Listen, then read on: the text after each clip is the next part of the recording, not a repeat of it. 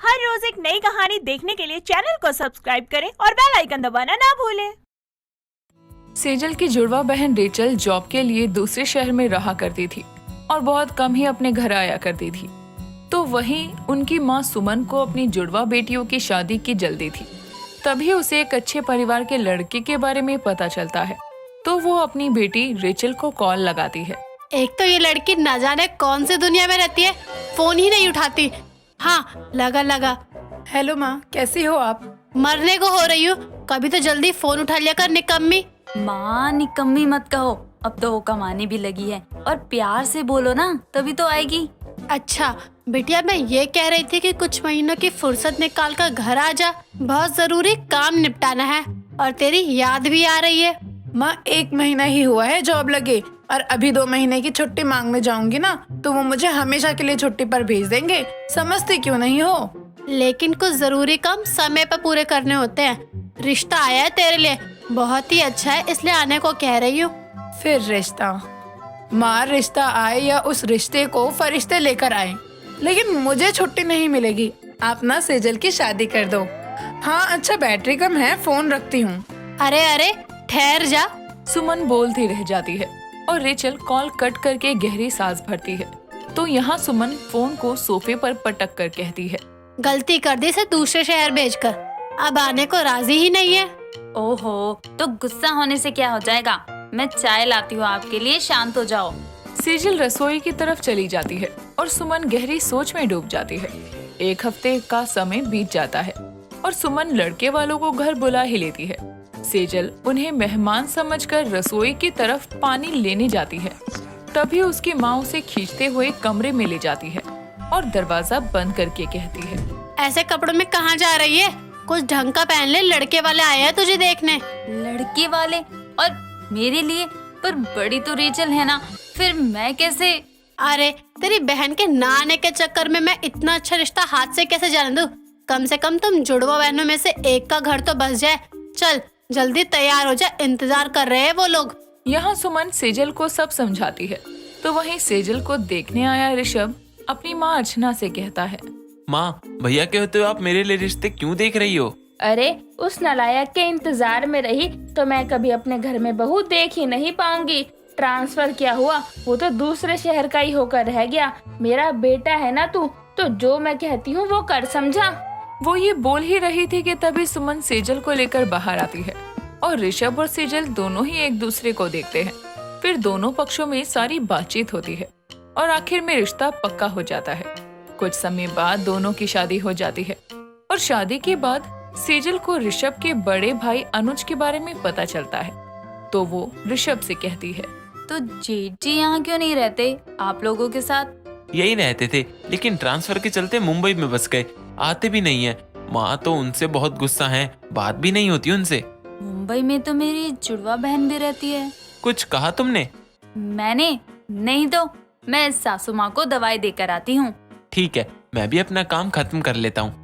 मुंबई की बात सुनकर सेजल को अपनी जुड़वा बहन रेचल की याद आने लगती है और वो दवाई और पानी लेकर अपनी सास के कमरे में जाती है। तो देखती है कि उसकी सास किसी से फोन पर बातें कर रही है। तू सच कह रहा है बेटा, तू वापस आ रहा है? हाँ माँ, सच में बहुत रिक्वेस्ट के बाद बॉस मेरा ट्रांसफर दिल्ली करने को माने हैं। अब तो नाराज नहीं होना। माँ अपने बच्चों से नाराज रह सकती है क्या? मैं तो तेरे आने की खबर सुनकर ही खुश हो गई। अच्छा माँ, मैं अकेले नहीं, आपकी बहू को साथ लेकर आ रहा हूँ। अच्छा रखता हूँ, बॉस का कॉल आ रहा है। सुमन उसकी बात सुनती है, लेकिन अपने बेटे के आने की खुशी में ज्यादा ध्यान नहीं देती। तभी सेजल के पूछने पर उसे भी सारी बातें बता देती है और तैयारियां करने को कहती है। ठीक 1 हफ्ते बाद एक रोज शाम के समय अर्चना सेजल से कहती है, बहू, अरे ओ बहू, शाम की चाय क्या रात को लाएगी? सासू माँ, चाय के लिए दूध नहीं है, मैं अभी दुकान से लेकर आती हूँ। ये सब काम पहले नहीं कर सकती, जा अब जल्दी। सेजल दुकान के लिए निकल जाती है। कुछ देर बाद दरवाजे पर दस्तक होती है तो अर्चना को लगता है कि सेजल दुकान से वापस आई होगी, लेकिन जैसे ही वो दरवाजा खोलती है तो हैरान रह जाती है, क्योंकि वहाँ उसका बेटा अनुज और सूट पहने एक लड़की खड़ी थी जो कि हूबहू सेजल जैसी दिख रही थी। तो अर्चना हैरानी से कहती है, अरे बहू, तू तो दूध लेने गई थी तो मुंबई पहुंचकर मेरे बड़े बेटे को कैसे ले आई? और अनुज तू आज आने वाला था, तूने बताया क्यों नहीं? सासू माँ, आप कैसे जानती हैं कि मैं आपकी बहू हूँ? मतलब अनुज, तुमने सासू माँ को हमारी शादी की फोटो भेजी थी क्या?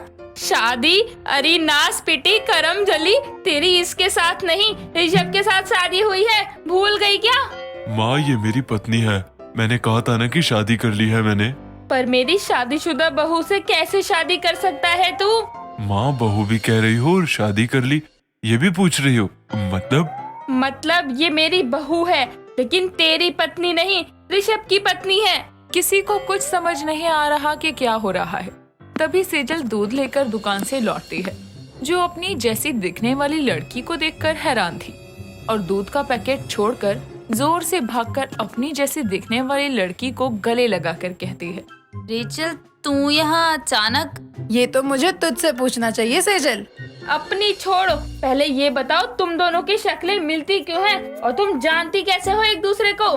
क्योंकि हम दोनों जुड़वा बहनें हैं। उनकी ये बात सुनकर अर्चना के साथ साथ अनुज भी हैरान रह जाता है। तभी वहाँ ऋषभ आता है और अपने भाई को देखकर उसे गले लगाता है। साथ ही अपनी पत्नी की हमशक्ल को देखकर चौंक भी जाता है। सारी बात समझाने के लिए सभी अंदर आते हैं, जिसके बाद सेजल अपनी जुड़वा बहन के बारे में सबको बताती है।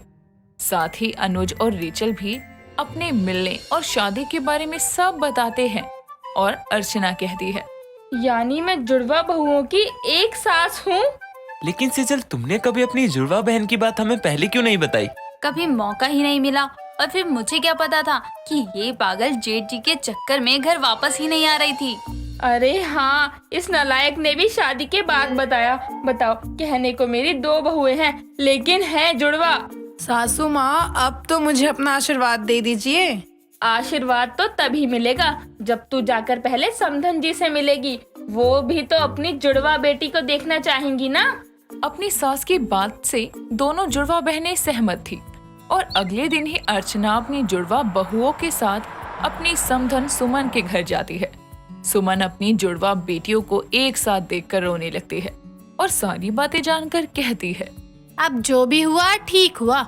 मेरी जुड़वा बेटी आपके जुड़वा बहुएं बनी, एक ससुराल और एक सास मिली। कम से कम अब दोनों साथ ही रहेंगी। लेकिन मेरा तो हर दिन इसी दुविधा में बीतेगा कि कौन बड़ी है और कौन छोटी। सासू माँ, धीरे धीरे ये दिक्कत भी दूर हो जाएगी। इतना कहकर दोनों बहनें हंसने लगती है। इस तरह जुड़वा बहुओं को एक सास और ससुराल मिलता है, भले ही इसका पता उन्हें देर से चला हो। अब जुड़वा बहुएं अपनी एक सास के साथ खुशी खुशी रहती हैं। दोस्तों, अगर आपको ये कहानी पसंद आई तो इसे लाइक करें, शेयर करें और कमेंट करके बताएं कि कहानी में आपको सबसे अच्छा क्या लगा।